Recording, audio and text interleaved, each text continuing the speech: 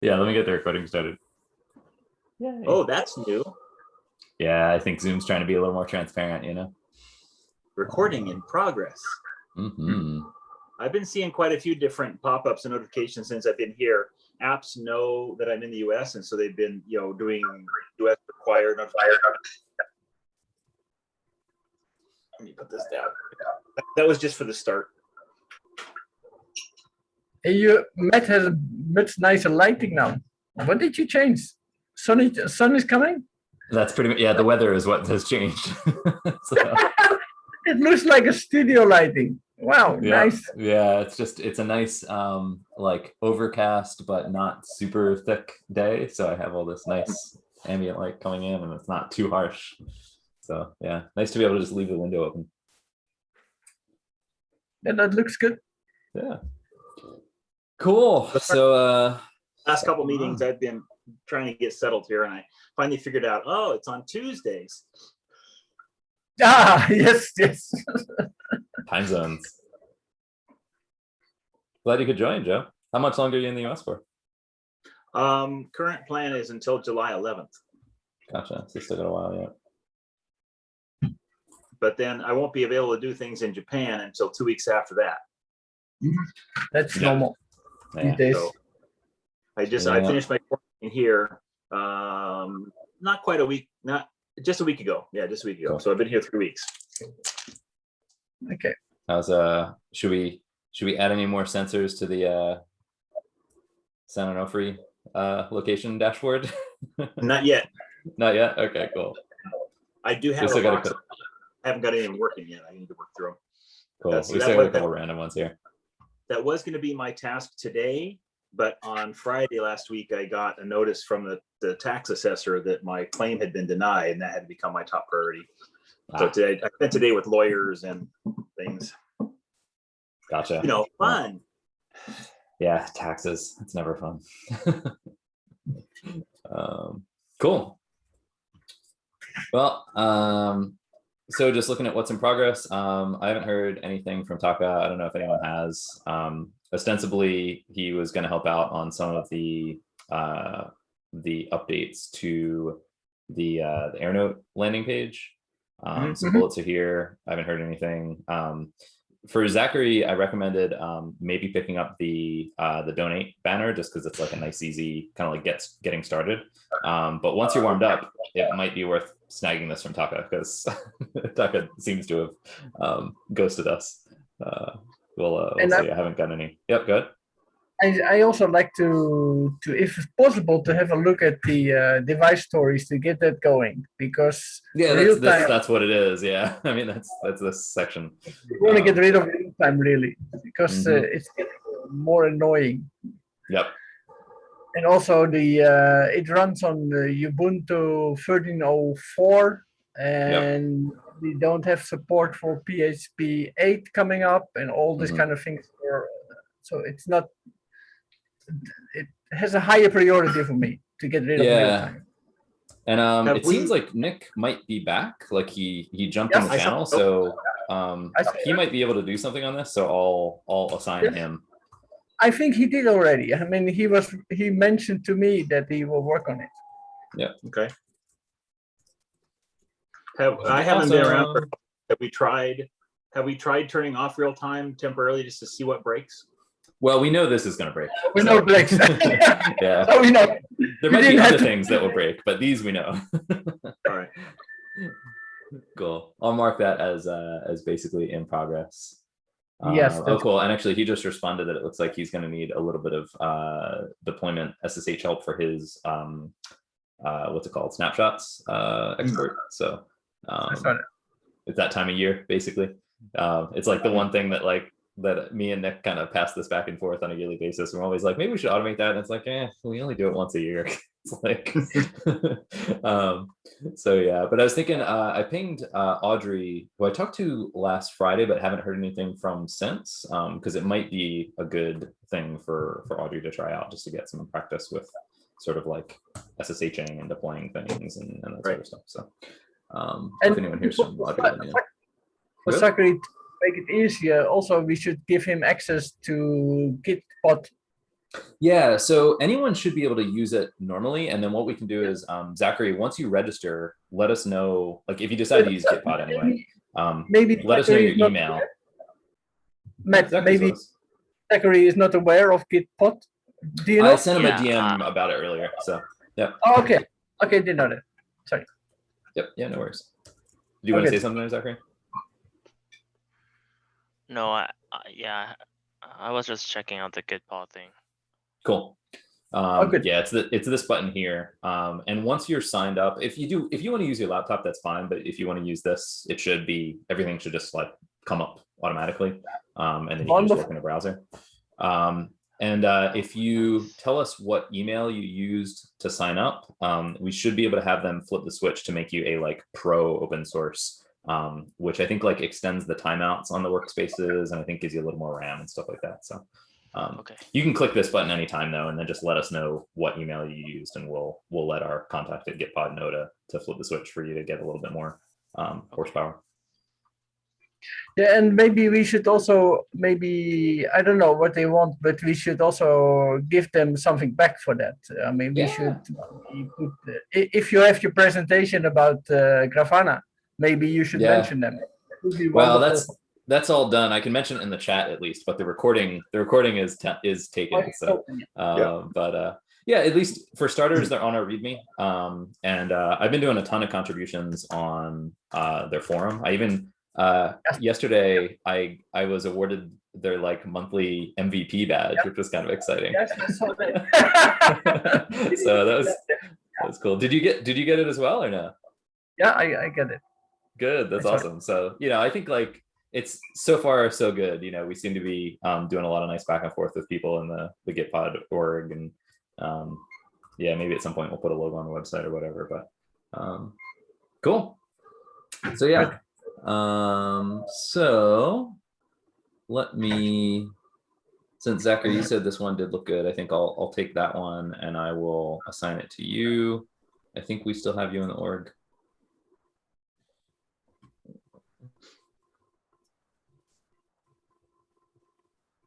Yep, here you are. Sweet.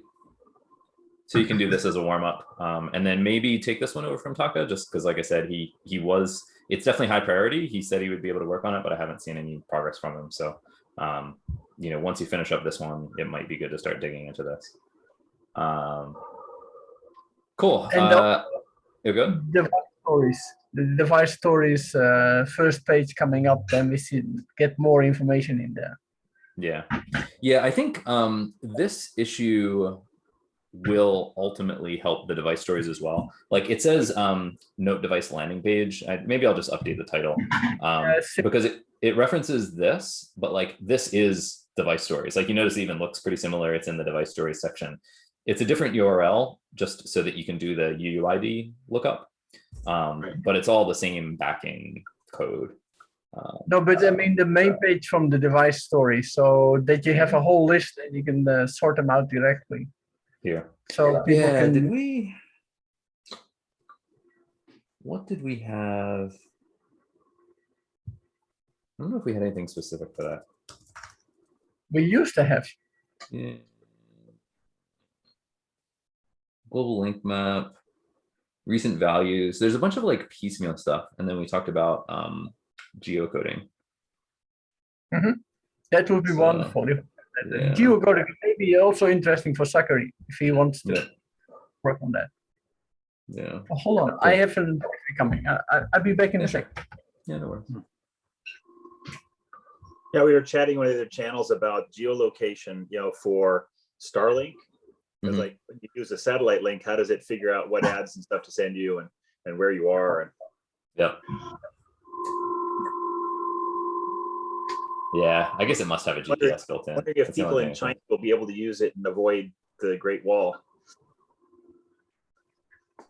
Yeah, until there's some sort of legislation that says Starlink has to put the wall, like route through the wall for satellites. I'm sure there already is that legislation, and that the legislation is that nobody's allowed to operate a receiver within their territory.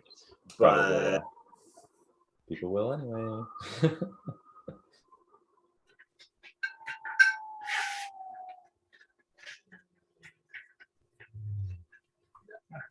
Well, let me open up while Rob is doing his thing. Let me open up an issue for 220. What does he call it? What, the snapshots or? That's what it is. Snapshots. That was what I was looking for. I thought we did that quarterly, not once a year. It feels like once a year. It seems like I thought we were doing it in 3-month blocks, but maybe it was 6 months or maybe it's 12 months. I thought it was every 3 months, but of course, now that we're beyond the 10-year anniversary, you want to make it more coarse. You don't only do it, half as often as before. Probably also because Nick just hasn't been around and he's the only one who knows how to write the sequel. Yeah. Did you see the pull request? I have no idea what any of this is. Like, no idea why these are excluded. Oh no, Like that's the blacklist on the measurements and stuff that are known erroneous. Yeah, but there's like a bunch of stuff on here that is just like there's no, it's how Nick rolls. But there's no like comments or anything. It's all just like temp 1, temp 2, temp 3. Is there 3? No, it's just 1 and 2. I just have no sense of what's going on here. If you asked me to write one for next year, I would have no idea. So.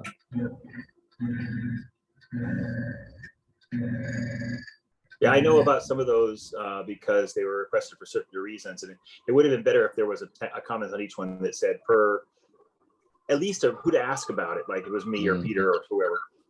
Yeah, it's just Nick at this point. Yep. Cool. So I'll add a proper issue for that so that me and Audrey can get that rolled out for Nick. Nick said he can take a look at the map thing, which is cool. Zachary said he could look at the banner, which is cool.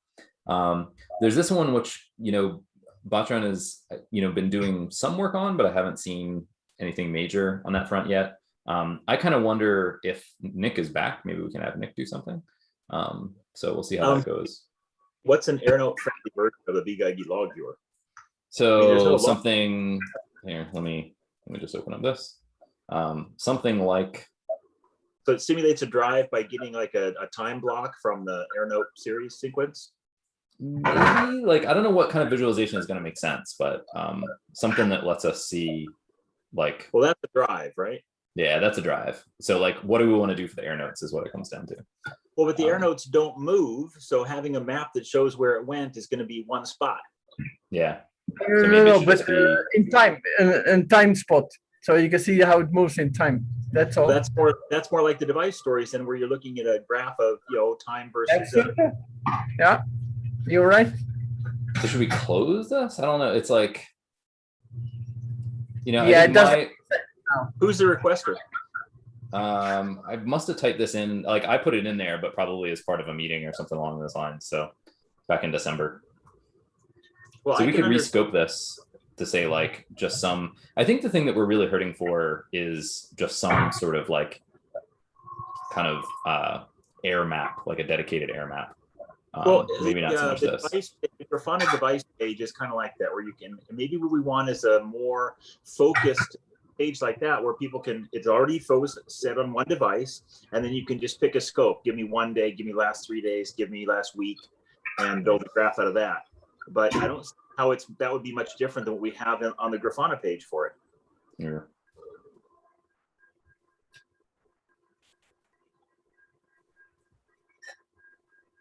Yeah, so I think this is sort of like, we'd like to have some sort of way to like zoom out, basically, which today you can go here and then click out to the all Airnotes. Yeah, but the drive file, when you're talking about like a BGG drive file, you're looking at one log file, which is a drive. And the drive is typically 1 day with somebody's route that they went on a bicycle or in a car, and they want to be able to see that log file. That makes sense. But there is no automatic sort of clustering or aggregation of Airnotes. They get put out, they turned on, and they just go forever. They just sit there, yeah. They don't move. So you want to see something graphed like measured values versus time, which is not what the drive log file is doing. The drive log file is doing position versus time.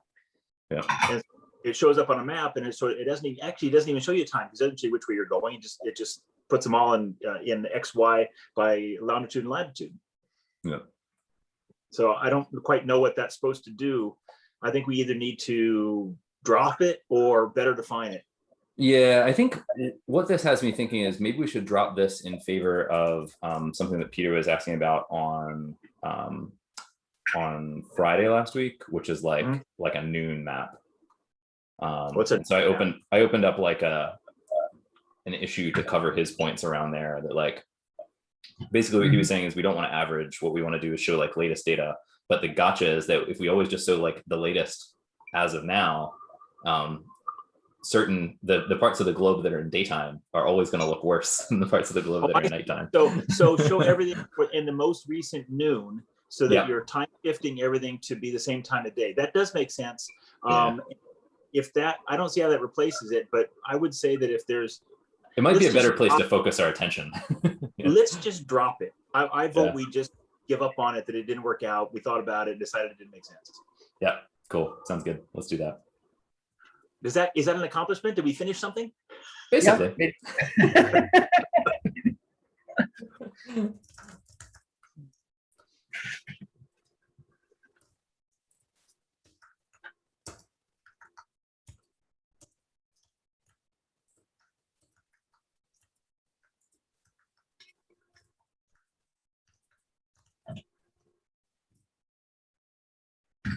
I like the noon, midnight, or actually any time of day. Just be able to pick the hour. Like give me my time of day everywhere around. So wherever I am, just everything west or east of me is directly east of me is 23 hours ago, right up to where I am by time zone even. And actually, if you can't do time zone, then just do it in 15-degree slices around the world, and every 15 degrees you just offset it by an hour. Basically, yeah. Yeah.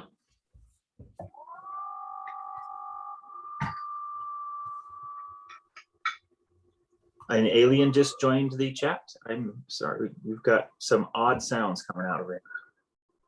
Yeah.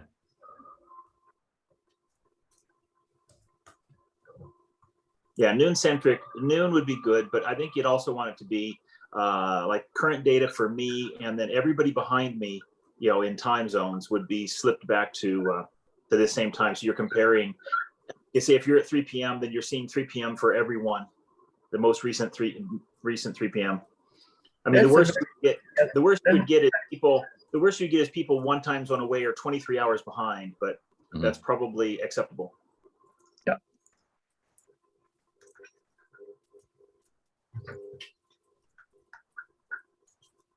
And are there automatic functions for getting time zones? Because time zone would make the most sense, because human activity is often tied to time of day based on the time zone, because people start work at 9 a.m. or whatever, pretty much everywhere. But if we don't have a way to get the time zone, then just take its longitude and slip it back. Even a formula that was 1 hour per 15 degrees, not even chunking it into 24-hour or into 1 hour groups would be fine. Yeah. Yeah. As far as I know, none of our data stores have a functionality like that, so we're going to have to write something. Well, then you just, if you just subtract their longitude from your longitude, mod 360, or mod first push it up to 360 from 180 plus or minus 180, and then mod 360, and just go back that many minutes, percentage of time around the clock. That would be a mathematical way to do it. Yeah, that we can do in the values. You should be able to do. Yep. And in fact, you could even slide them on the graph. Just if you give them a X offset, and then you could see if there's newer data. You could actually see data in their future, because their future is, they're ahead of time on the. I think you kind of lost me there, Joe, but we'll figure something out. Let's say that I'm looking at my air quality sensor here. Well, I'm at 7 p.m. On Tuesday. Well, I can look at. I should see your 7 p.m. on Tuesday from Tokyo, which for you was what, 17 hours ago. So on my graph, I can see essentially 17 hours into your future. Yeah, but no, that's not true. For you, it's the future, but for us, not. It's not. Well, on the graph, there's a line that says now. There's a line that says now, and the Tokyo data goes, to one side of it. The future, yes, you look into the future, basically, your future. So you're putting all these different cities on a graph, but then you slide their X value or their X location by 1 hour per 15 degrees offset they are from you, in the longitude. Yeah. And am I making still making nonsense? No, I see what you're getting at, that like it is sort of future values from your perspective. Yeah, but not technically future as far as the global perspective. Well, the other thing we can do is just cut off the data from theirs at whatever time, whenever they were at the current, clock time that I'm at. But you actually have, that was 17 hours ago for you, so it wouldn't hurt to put it on the graph. Yeah, that's what I'm imagining is it would be past, right? So you would look at three, like at least for starters, you would just look at noon yesterday for the globe. Okay. And then but I like your idea that like what would actually be really interesting is like if you were viewing it at your local 3 p.m., wouldn't it be nice if you could show the most recent local 3 p.m. for the globe? Right. Everywhere. So yeah, it's a nice idea. And then even going farther than that is if rather than 3 p.m., if I'm at 3:45, then show me, anybody who's 60 miles west or east of me, I'm going to show them at 3:44. And then 120 miles, I show them at 3:40, and until you get somebody who's just west of me, and I'm showing them 23 hours and 59 minutes away. Yeah. Although you can stuff coming. Somebody who's just 6 miles west of me probably is in the same activity that I am, not yesterday. Yeah. No, but for air, it would be very interesting because you can see if something is coming to you. Well, and like I said, if you just take a graph of air, you can see the peak go up in the daytime and down, and you just want those humps to line up. And so the New York lines up, Los Angeles has an offset of 3 hours, and so you just offset, either New York 3 hours back or Los Angeles 3 hours ahead. Cool. So there's that. There's also kind of a general, so the noon map came out of a discussion that I had with Peter on Friday that included that as well as just some adjustments to existing maps. And so we've been going back and forth on specifically 2 maps in that scope so far. One is a global map, which the idea is to have this take over for the Grafana homepage. So I've done a bunch of updates here, basically dropped the coloring, changed the zoom a bit so that way it looks a little bit better on mobile, and then added like an about this map you put Japan in the center, I see. Sorry? You put Japan in the center. Yeah, I put Japan in the center. I had to put like, so what I'm doing here, I'll show you. I can't show you on the phone, but I can show you like a screenshot of the phone. If we zoom to the world and you look at it on a phone, you get this like white space in the top half of your screen. It looks really weird. And so what I did is I just set the zoom level to 3 and went with Japan centric. It'd be awesome to have it be centric to where you are, but I don't think Grafana has that option. So, yep. Well, I prefer Japan centric to the usual, which is the 0 longitude centric, which puts Europe on the right and North America on the left, and Japan way over on the right. Yep. Yeah. So we can focus it wherever we want. Like it's just a lat long, but it looked a lot better. This is how it looks on mobile. With the current settings, which I think is a much nicer looking map. I agree. And people can scroll around as needed. So. And what does it do in a landscape orientation? That's a good question. You'll have to give me a minute. That should be fine. It's probably easier for something like this, but so anyway, I was doing that, and then that map. Quick question. Sorry. Can I interrupt for a moment? Because now we have Joe on there. What was the reason for not using the colors for the standard colors for the air quality? Because Joe and Peter has an idea that it should start with blue, but all the world is using green as a start. Oh, well, Are we different? our radiation data, we wanted to avoid green and green to red scale because green is seen as acceptance or good or approved, and red is like danger. And we wanted to avoid that kind of value statement where we wanted to have colors to be able to distinguish them, but we didn't want to go from, we didn't want to make a value statement of good versus bad. I see. So That was- that makes for radiation, but for air, not anymore, I think. Well, that it may be the same philosophy held through. I mean, blue is like clear sky. The red is obviously like warning, warning.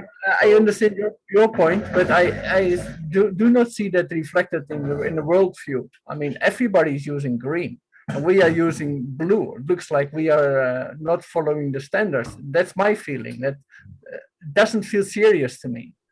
If I see what most people are using is that wrong. Yeah, the Wikipedia. I think we should The follow that. AQI coloring. And where does this coloring come from? Well, this Radiation, is radiation, you're completely right with green and red, but for air, I think we shouldn't do that. But that's my feeling. okay. If there is a convention, I don't mind using a convention. In fact, I usually prefer any kind of international standard. What we want to avoid is choosing one country standard or making our own. You know, And I don't think there's an international standard right now. I think it's every country has a different one. So they're all pretty close, but the actual like spectrums are a little different.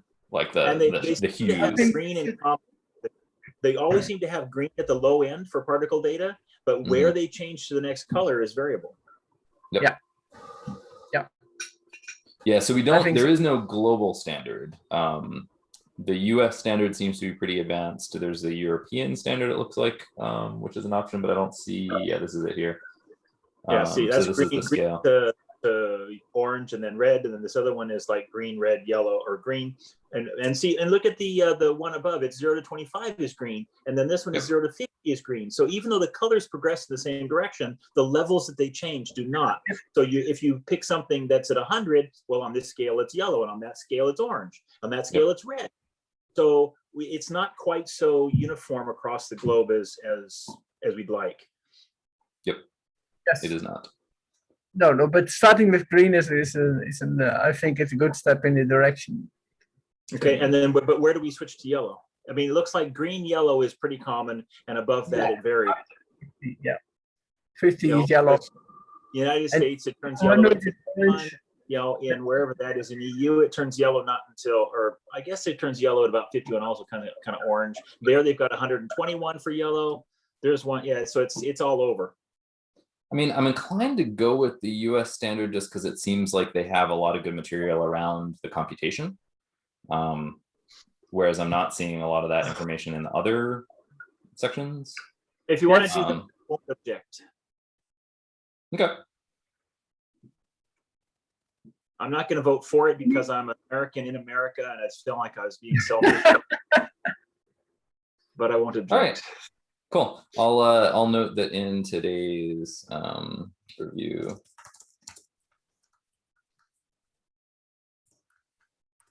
The jam said to red. Maybe we should have Peter's input on it too, because he was going for it. Peter knows when these meetings happen, and he knows that when things happen, the most important vote is being there.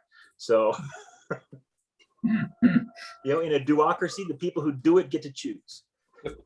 That's true. Cool. Note taken. Easy enough to change the colors. It would be nice if we could stick to this, because whenever we decide to change colors, I have to go back to a bunch of dashboards and change thresholds, and it's a pain in the butt. So maybe, Matt, we should also mention, if we change something specifically on the pages that Ray is using, that we should inform him before we do anything, or inform his clients. I think it's very important, because I feel like he's a little bit irritated by what happened. Sure. I spoke to Ray. I had a meeting, a Zoom meeting about a week and a half ago. I was offering to be a closer liaison between Safecast and Blues, and that's a good idea. But we didn't actually make any plan. So, and we're going to talk about it again soon, and we haven't yet. Okay, that will be good. That Yeah, we because need that. I'd like to be more involved in their decisions, especially having to do with their sensor choices and maybe things like color. And if we can just coordinate more, then we won't have those kinds of clashes between, oh, we did this and they were annoyed. You know? Yes, I think that's a good idea, Joe. I like that. So I should contact you.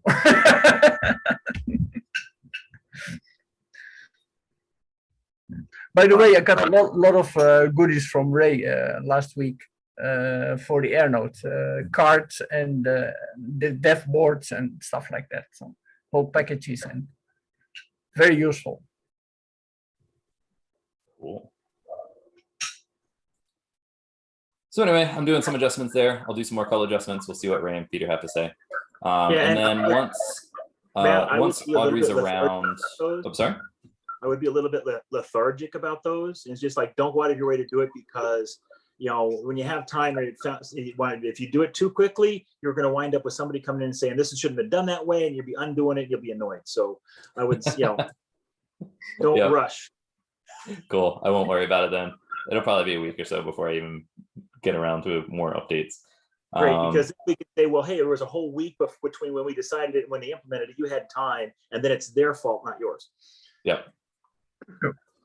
Yeah, the deploy is a very interesting one. I'd like to also deploy from the apps. Yeah. So I opened up this issue with some details. Hopefully Audrey can help out. But basically, you know, we already have a pretty good build process. What we'd love is for a way that the build process can just pop a Slack message with a button that we can say like, yep, this looks great. Let's just push that to dev or push that to prod. So hopefully if Audrey sounded interested in helping out with this. So hopefully she'll be able to jump in and get working. She already should have all the credentials that she needs. We set that up on Friday. I just haven't heard anything from her since. So. Okay. By the way, you still have time, Matt, because you're running out of time, as it looks like. No, yeah, Zoom is going to cut us off in 6 minutes, which I think is probably great. I think I'm still good. I don't see any meeting invite pings. Let me just double check.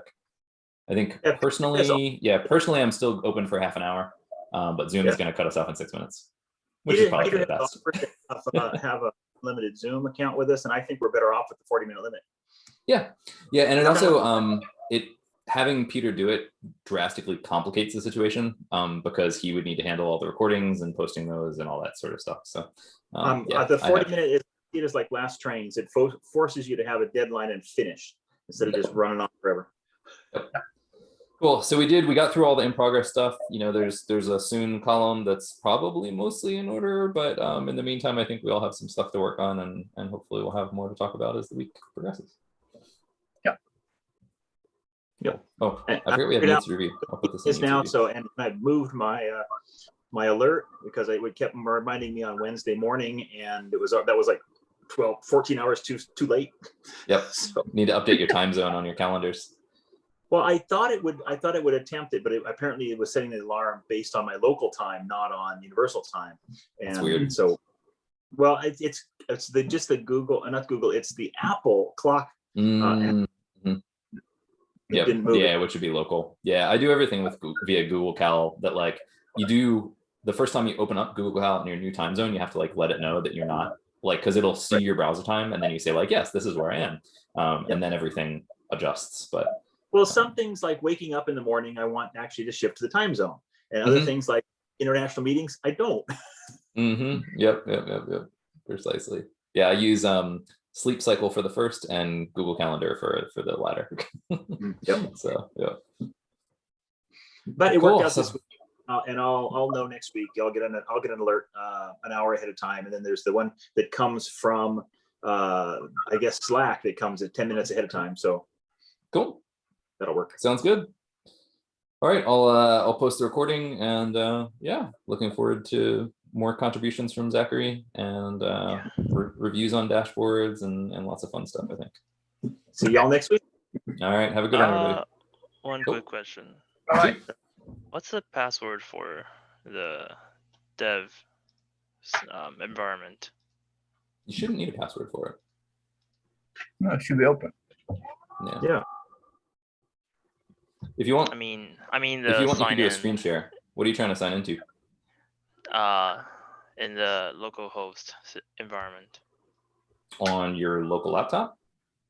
Yeah, running from Gitpod.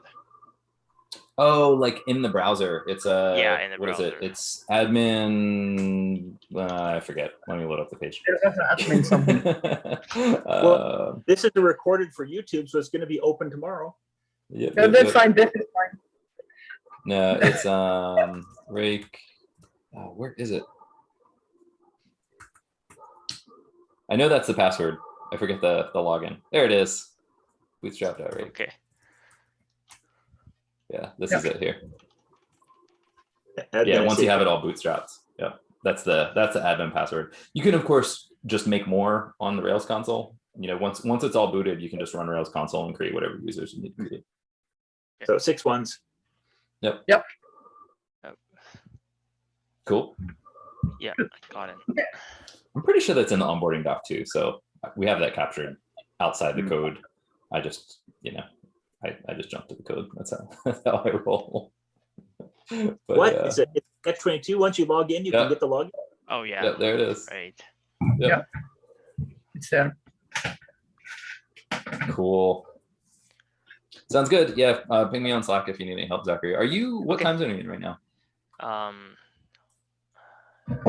It's 1 hour before Japan. Oh, Okay. okay, cool. So you're close. Yeah. Fantastic. Yeah. Yeah. All right. So ping me anytime. I should be around. Okay. Okay. All right. Talk to you soon. Okay, good. See you, everybody. Bye.